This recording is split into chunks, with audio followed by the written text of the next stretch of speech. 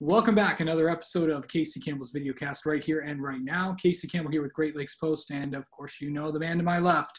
The MHSA Executive Director, Mark Ewell, is once again joining us to give us an update on what everything is going on in the MHSA. Hello, Mark. Good afternoon or good evening or good morning whenever your viewers are seeing this.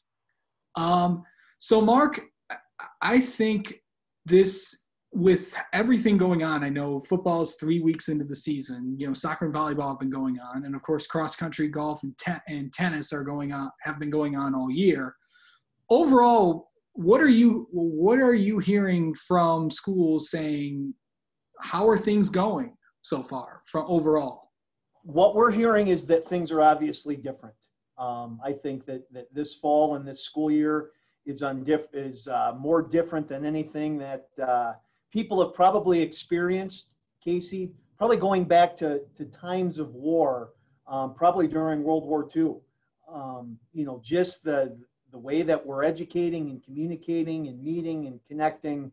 So certainly it's been very different. Now, on the positive side, really all in all, things are going about as well as what we could have hoped.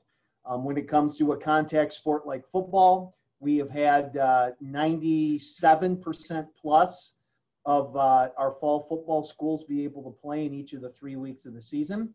Certainly, we have had a few schools that have had a positive case and have had to miss a game or two. We actually had an entire county up in the Upper Peninsula, up in the Houghton-Hancock area, that closed down their schools for 2 weeks. And obviously, the high schools in that county haven't been able to play. But in spite of that, kids are playing. Kids are having an experience that our spring and the end of the winter kids last year simply did not get. So it looks different. It feels different. It is different. But we have every fall sport going. Fall tournaments actually begin this week with tennis and golf. And the positive feedback and just watching kids be able to play and compete again has been a great thing to see. All right. There are two things, obviously, that have made headlines in the last few weeks, and actually yesterday. One, obviously, the increase in spectators. Yep. And then the other one is the continuation of the mask order. Can you kind of just Sure. explain what the announcement was that you sent out yesterday? Yeah, so really even going back, Casey, to late July, everything that we were doing was literally mandated to us by executive orders from Governor Whitmer. That was during the state of emergency. That's the way that, our state was being governed.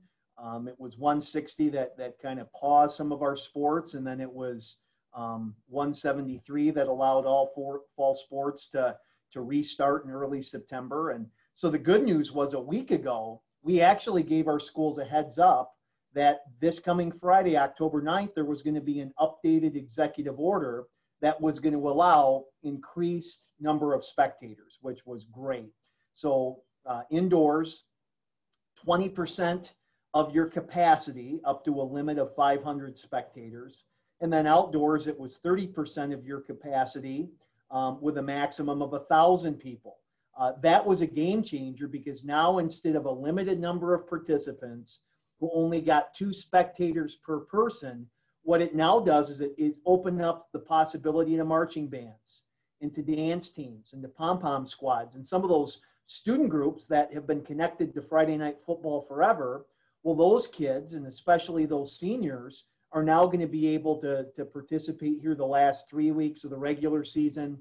And so the good news of everything happening with the Michigan State Supreme Court last Friday, really kind of the flux that put everything in, with the Health and Human Services Directive that came out on Monday, what it did was it made the increase in gatherings happen immediately as of yesterday. So the good news yesterday was the limits are increased. So I know my son, who's a senior football player, for the first time all season, he was able to go and support his buddies last night and was able to go to their high school soccer game, be able to sit in the stands with his mask, be socially distant, but there to watch his fellow seniors play soccer last night, which it's like, yes, another thread of normalcy. Now, with the order, from Health and Human Services on Monday, which really took a lot of the language from the executive order from Governor Whitmer and just really provided that in a different format.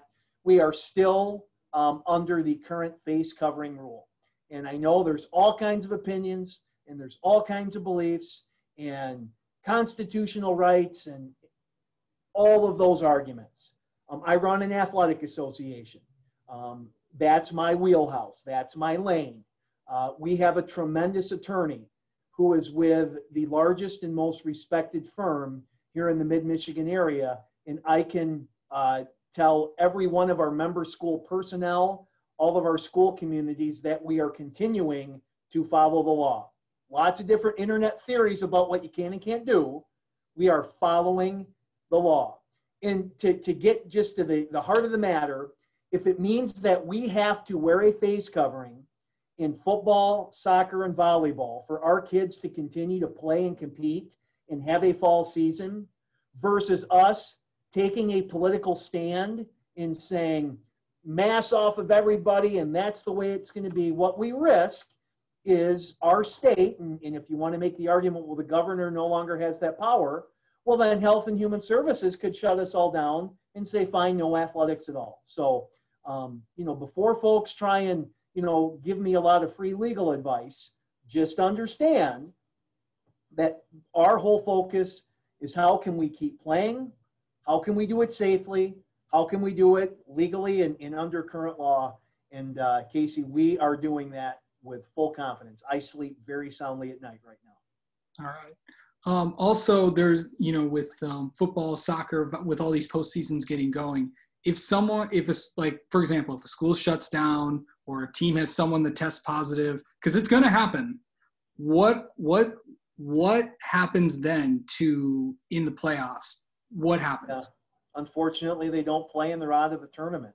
That unfortunately is one of the realities of COVID. I believe that we're doing everything under our control to be reasonable, to be prudent, and to minimize as much risk as possible so that we can, where it's safe to do so, continue to play. The timing of a positive case in a district is probably the thing that does give me the most heartburn over that. If it's that soccer team and it's the first positive case and it happens in district week, I'm sorry, they're going to be out of the tournament, and we have to keep moving forward for those schools that are able to play.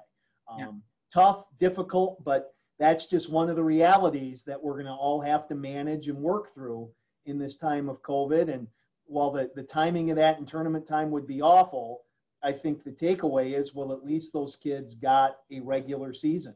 The easiest thing here, Casey, would have been for us back on July 15th to say, no fall sports. Everybody can make your plans. This is what the fall will look like, and we're going to wait until the vaccine comes along.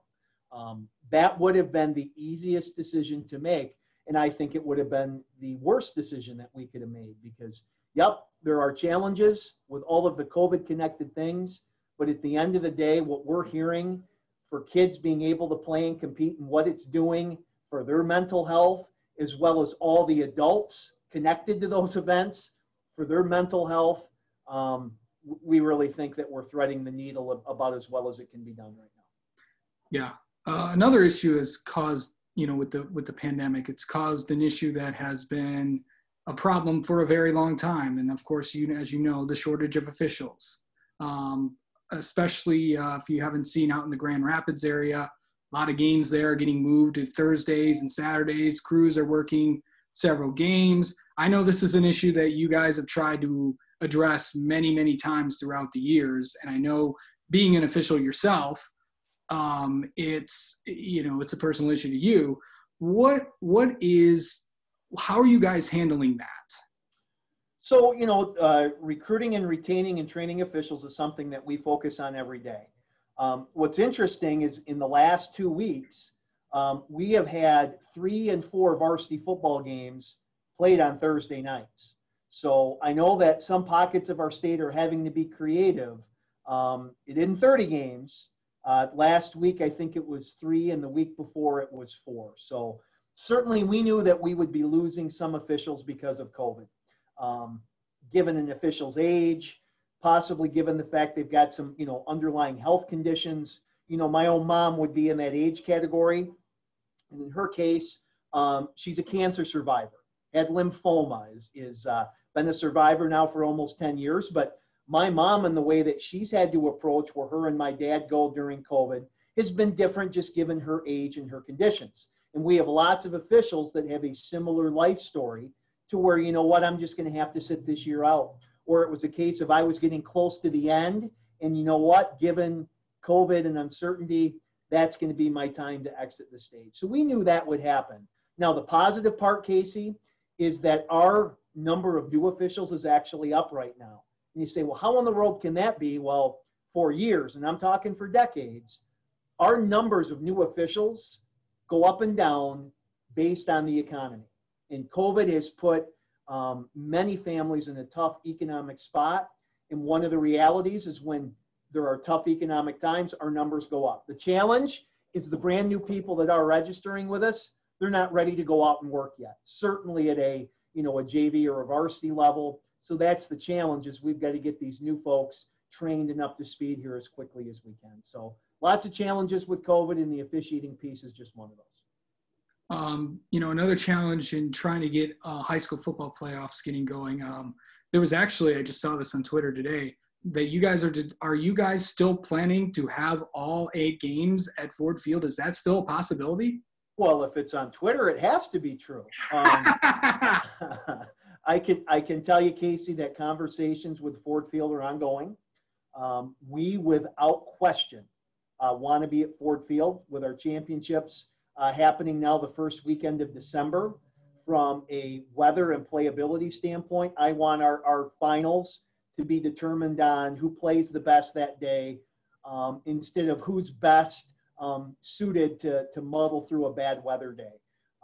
Because I'm sure at Ford Field, Casey, it's not going to be 10,000 fans. It would be limited spectators. It might be a case that each school only gets 250 tickets for parents, for immediate family. That I think is a reality. And so because of that, if we're going to have limited crowds all the way up to our finals, the broadcast product needs to be as good as it ever has.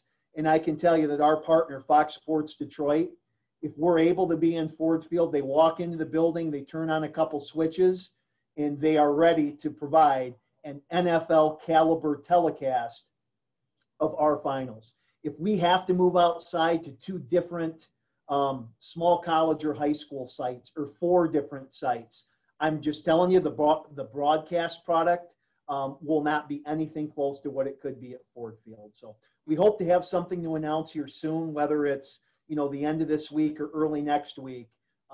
We're encouraged by the conversations with Ford Field, and fingers crossed that that's going to happen. So I guess I'll just have to follow Twitter to find out when that might be a done deal. Yeah, I guess sarcasm included there. Oh, I know. Yeah, usually I'm the one saying those things. So, but usually I talk to you guys before I say Beautiful. Another site possibly that was in the conversation, and this is actually official. Cross country finals are going to be at Michigan International Speedway. Discussion was the track. And of course, the track is massive. It's a two.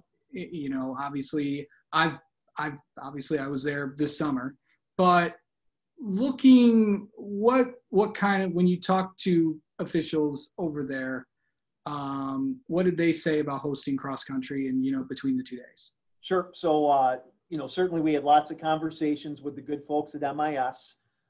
When it comes to running a high school cross country event, Casey, I'm not sure that there is a place on planet Earth better designed and built for outdoor social distancing than what MIS is. You've got, I think now they're down to about 50 to 60,000 grandstand seats that are spread out over about 2 miles.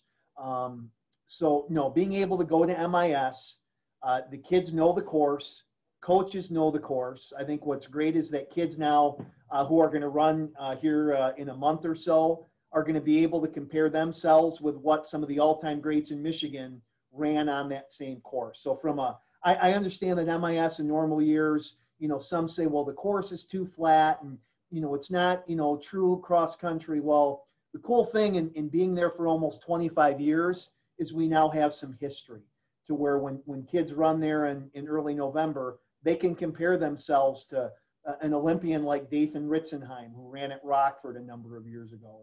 And what did he run on that course and what can I do?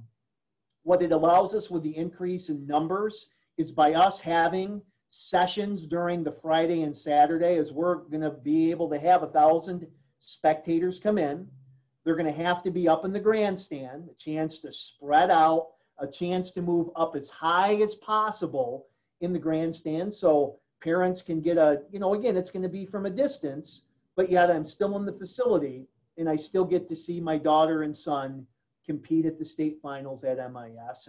And then with each race session, we'll move that group out of the grandstand, bring in the next group. And we think, again, it's going to be different. We had to add a pre-regional round to cross country just, again, to keep our field sizes a little bit small. But for us to be able to be there, to be able to, again, use all the things that are great about MIS with the parking and with the grandstand, the restrooms, the warming buildings for teams, we're in a really good situation. We're grateful to our partners in MIS.